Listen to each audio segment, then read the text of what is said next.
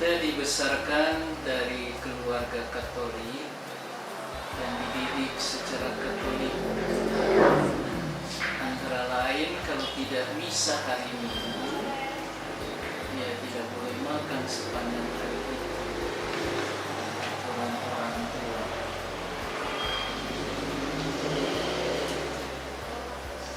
Dan sampai sekarang semuanya masih Katolik.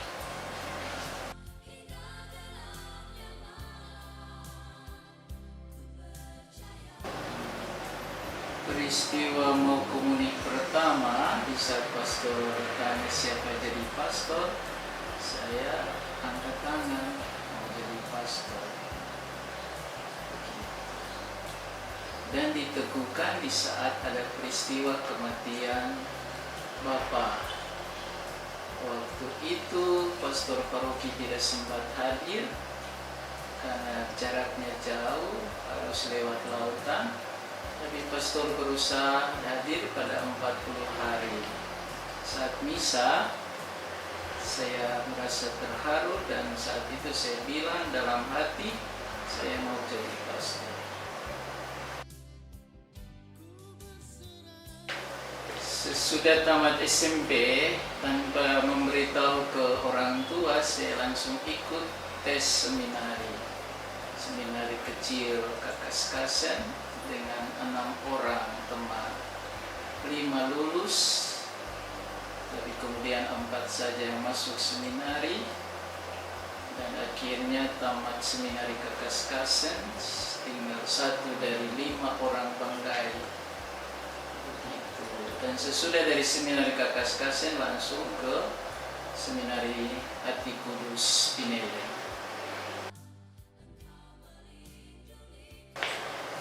Ya, sebenarnya dari awal cita-cita saya menjadi seorang imam biarawan, yaitu tarekat MSC.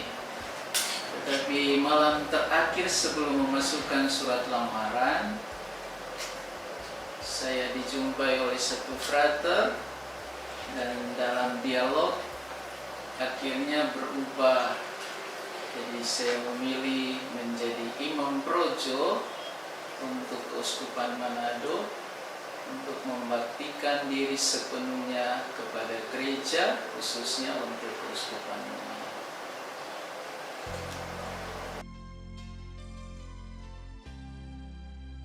Saya termasuk seminaris yang dalam tanda petik jalan mulus di seminari Kakaskasen 4 tahun. Kemudian di seminari tinggi Pineleng 8,5 tahun, sesuai proses belajar untuk menjadi imam. Jadi dihitung 12,5 tahun dari seminari menengah.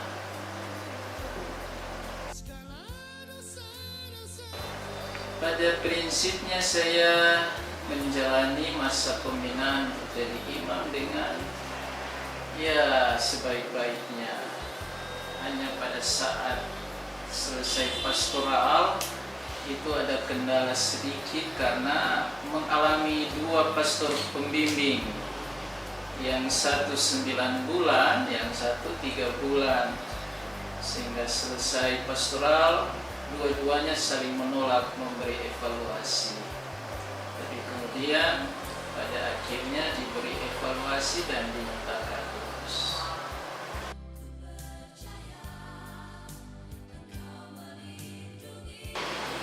Sebenarnya ada beberapa pastor yang menjadi panutan untuk saya. Pertama itu Pastor Hans Kwakman MSc. Beliau pembimbing rohani saya semasa frater sampai tingkat 4. Beliau punya kebaikan hati yang mendorong saya untuk menjadi imam. Kemudian yang kedua itu Monsinyur Theodorus Mors, menjadi pembimbing rohani sesudah tingkat 5 sampai tingkat 6. Beliau lebih baik lagi sebagai seorang bapak yang memperhatikan kebutuhan saya sebagai calon imam. Dan yang ketiga itu Pastor Wens Mawikeres yang menjadi salah satu imam dengan orientasi pastoral yang amat jelas dan selalu hadir di paroki dengan perubahan-perubahan. Ada rencana program pastoral yang jelas dan update untuk umat paroki setempat.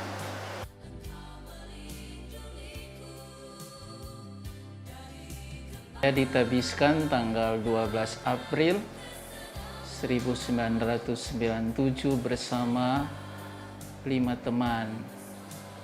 teman. Jadi kita bertujuh. Sesudah ditabiskan, saya ditempatkan di paroki Santo Petrus Tolai yang sebelumnya memang diakonal di situ. Tapi kemudian 4 bulan saya ditarik untuk menjadi pastor kapelan, pastor rekan di paroki Stella Maris Bitung selama 1 tahun. Lantas kemudian menjadi staf pengajar di seminari menengah Kakaskasen selama 2 tahun. Dan kemudian ke paroki Roh Kudus Tomohon, merangkap juga sebagai ketua program Institut Filial Malang selama 2 tahun. Dan sesudah dari paroki Roh Kudus, saya ditugaskan menjadi pastor pelaksana harian di paroki Santo Ignatius Manado selama 6 bulan. Menunggu pastor paroki. Dan sesudah itu, saya ke paroki Santo Yohanes Menginjil Laikit selama 6 tahun lebih di situ. Nah, sesudah dari Laikit, saya ke paroki Santo Antonius de Padua Girian sebagai paroki pemekaran dan menjadi pastor paroki pertama selama 3 tahun 2010 sampai 2013. Dan sesudah itu saya ke paroki Santo Yosep Manado Kleak selama 4 tahun dan sekaligus menjadi vikep kevikepan Manado selama 3 tahun. Ya, setiap paroki memang ada suka dukanya, ada senang susahnya. Tapi pada prinsipnya menjadi pastor di tengah-tengah umat selalu pada akhirnya membahagiakan. Karena ya datang untuk melayani. Begitu. Sebagai pastor paroki pertama kali di paroki Roh Kudus dengan potensi umat yang begitu besar, apalagi juga sebagai ketua program IP Filial Malang di Tomohon, juga merupakan sebuah tantangan dan tanggung jawab yang besar, tapi dapat dilaksanakan dengan baik. Dan selama jadi pastor sampai 25 tahun ini, ya saya merasa bahwa ini perasaan pribadi saja, tetapi saya merasa paroki yang sungguh ideal itulah paroki Santo Antonius de Padua Girian. Waktu itu karena paroki masih baru, semangat umat baru, jadi kebersamaan dan kesatuan umat bersama pastor dengan rupa-rupa kegiatan bisa terlaksana dengan baik.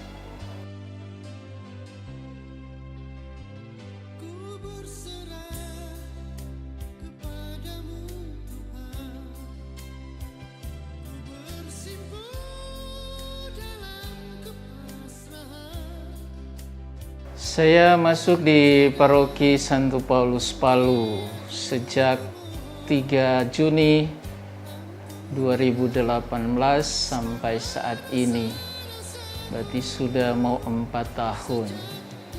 Dan diperpanjang sampai 2024. Pada saat masuk Paroki Santo Paulus Palu, memang paroki ini menjadi paroki yang sama sekali belum pernah saya ketahui. Jadi pengetahuan tentang paroki ini memang masih belum ada.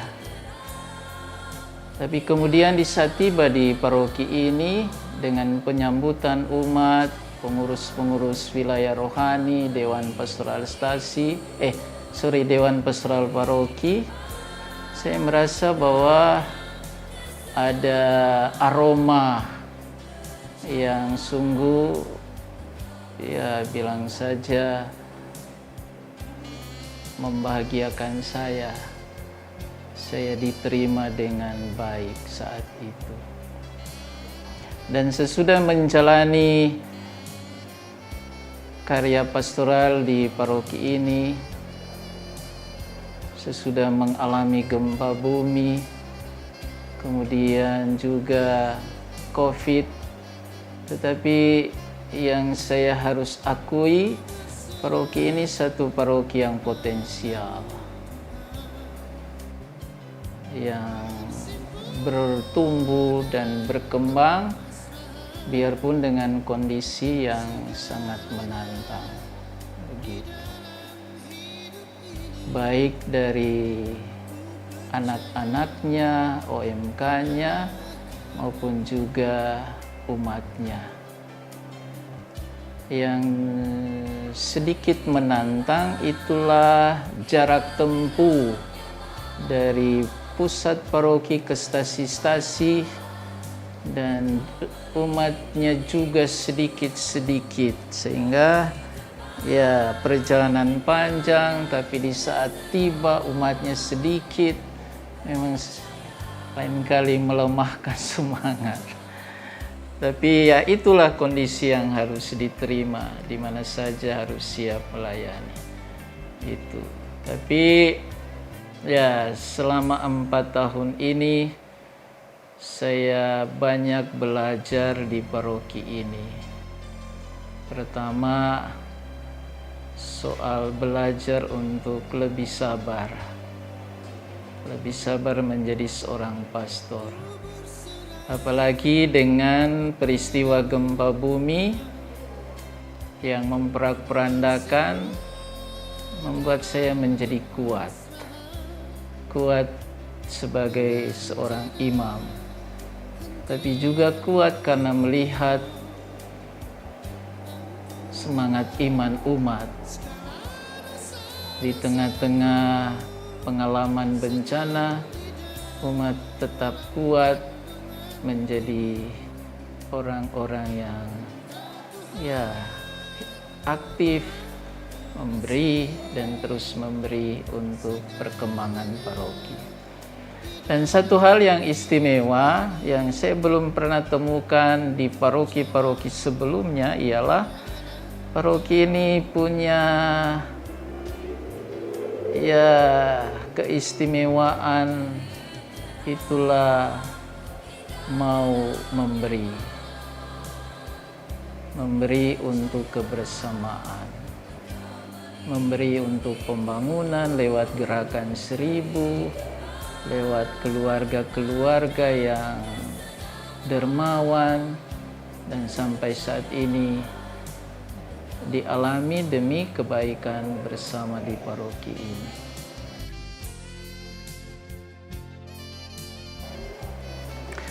Saya sih sejak ditabiskan imam, di saat diurapi oleh Bapak Uskup, saya sudah tetapkan dalam hati mau jadi imam seumur hidup. Karena sesuai moto saya percaya Tuhan yang mengutus saya, Tuhan menyertai saya, Tuhan setia kepada saya dengan segala kekurangan-kekuranganku. Maka sebagai balasan atas kasih dan kesetiaan Tuhan, itulah bahwa saya mau belajar untuk setia. Setia sebagai imam, setia dalam tugas perutusan, dan setia juga dalam tugas di tengah-tengah umat. Sehingga apapun tugas yang diberikan oleh Bapak Uskup, belum pernah saya tolak, tetap diterima dengan ketaatan penuh.